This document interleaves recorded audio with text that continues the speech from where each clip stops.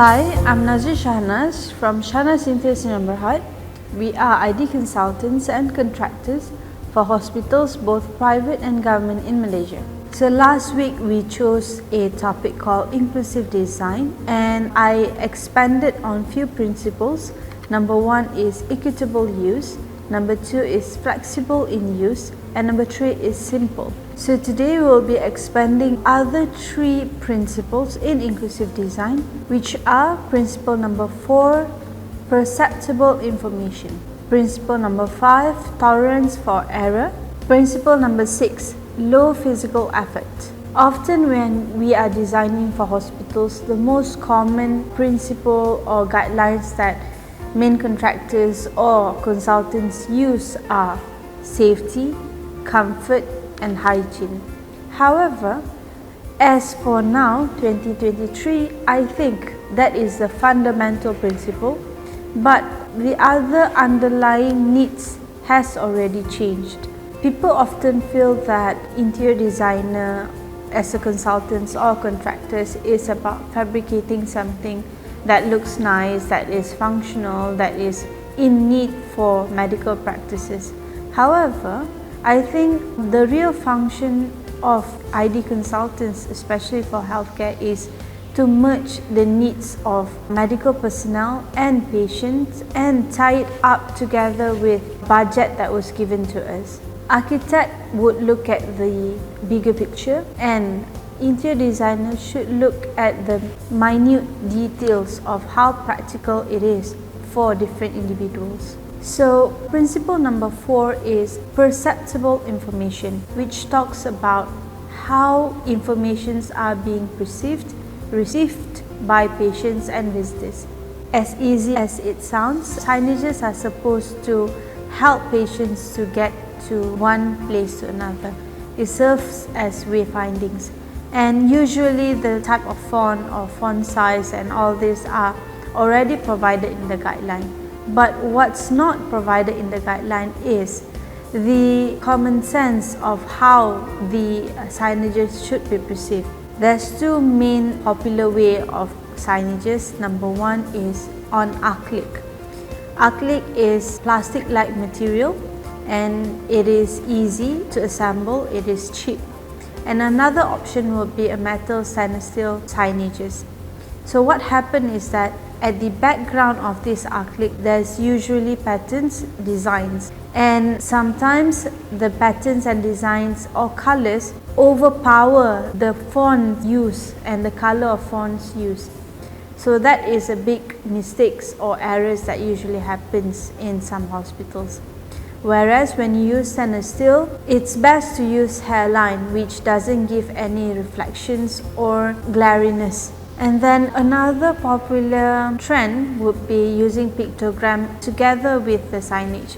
Although I'm saying it's a trend, but it is actually functional, where for people who don't speak the language or for kids who are not able to spell or read, then they can actually look at the pictogram and understand what's going on.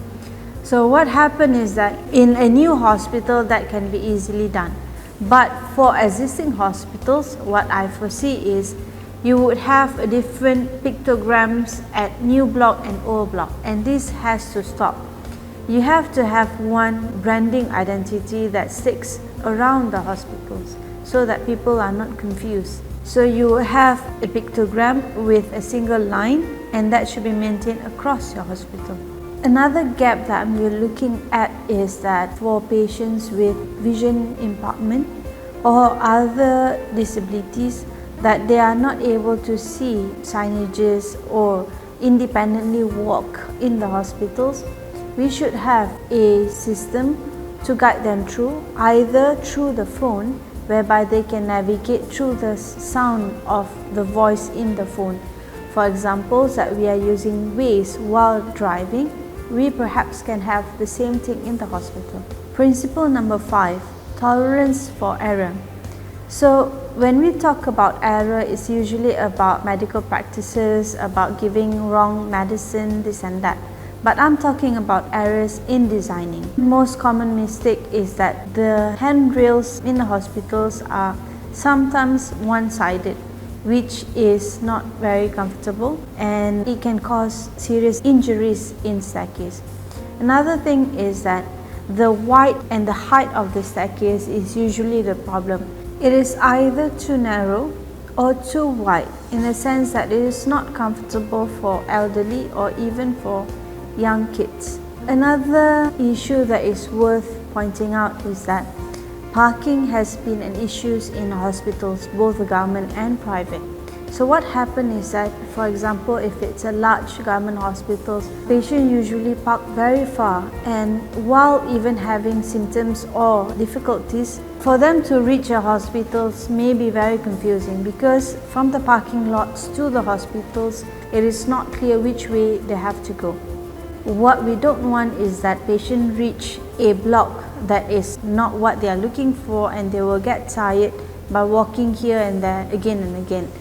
So in order to reduce this error, perhaps there must be ID consultants, contractor, or even management that look this issue as being in the shoe of a patient. Another issue that I would like to point out is that while designing, we must take into account privacy.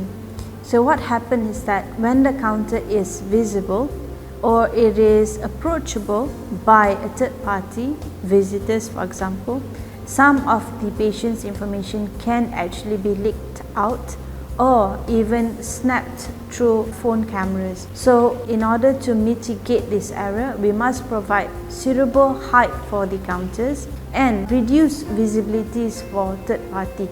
Principle 6. Low physical efforts. When we usually park our car, if it's an outdoor space, for us to reach the entrance may be quite far. But however, if we are parked inside the hospital, it's a different story. But imagine if you are from outside, then you can't identify the main building of the hospitals. So what I'm suggesting is that we must have a facade that differentiate the existing main building and the other building. For patients with vision impaired, we should have a contrast stickers on the glass doors, and if possible to have a easy access to the entrance door either by mechanism of push button or it's an automatic sliding door. This is because some patients come in with wheelchair without even assistance by others, or some patients come in with a lot of bags in their hands for inpatients. It's not too much to say that even in the toilets we need to cater for different needs. For example, to have different levels of sink for toilets, catering for single parents that come in with their children, or even to have a different height for towels, soap dispenser and tissue holders. So all the points that I pointed out is still covers the safety, the hygiene and the comfort of patients. It's just that it goes beyond the terminology but into practice. It is the knowledge that I have gained through many projects that we handle, and it is through focus group that I have done with the client, patients and also management. So I think this will be helpful for other ID consultants or contractors to put into place so that we can have better healthcare experiences in hospitals, both private and government in Malaysia. Thank you so much for watching. See you next week on a different topic.